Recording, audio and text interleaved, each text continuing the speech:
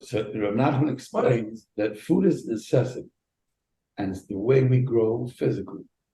And emuna is the way we grow spiritually. And the way we and not only that, food has to go through a bereft before you eat. The wheat, till the wheat becomes bread. You know what kind of a bereft goes through? We're learning it now. You take the wheat, you split it, and then it's a whole process until it gets to become edible that you can eat it, right? And then when it goes into the body, it gets distributed to the body, to all the organs. The body goes through bereft. So bereft, which means refining and purification, is something that happens in the physicality of eating food. Rabbi Nachman says emuna does the same thing. In spiritually, emuna distributes to everything in your spirituality. It gives you growth. And emuna is something that needs to be developed. Emuna is not something that we're all born with emuna. We are mamina b'nei mamin, but you have to work it. We have to work. It has to be work. And how? What's the exercise of emuna? It's exercise. In other words, what's the exercise of emuna? When you're challenged. When you're challenged. When I'm challenged. And what's the challenges? The challenges. Ronald says, look at life as questions.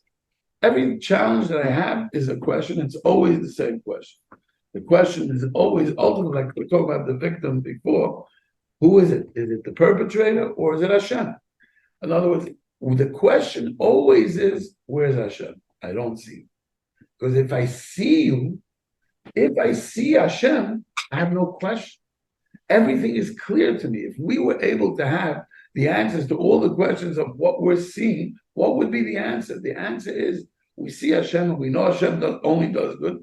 We would see the goodness. The Gemara says that today we make a bracha on anything that happens good, we say anything that happens bad, we say dainamis. Right? Why are we saying dainamis? Because we can't see the good. But the asid lavoi, when it's all going to be revealed, that everything that our perspective and our perception was that it was negative, really, really was good, we're going to see that whatever we thought, then we're going to make a bracha on everything. We're going to make a bracha on everything that's negative. So in this world, so now there's enough, but here's one more piece that you have to put into the puzzle. Yediyas Hashem, what's the opposite of what's the opposite of belief? Believe means I don't know, and alpha picane, I believe. Right. Well, the atheist is going to tell me I only believe in what I know. Exactly. Right? Yeah. So that means I don't believe. He doesn't believe. There is no belief. Knowledge, knowing is the opposite of believing. I could only believe in something I don't know. And if I know, I can't believe. Is there ever Yediyas Hashem Mamish?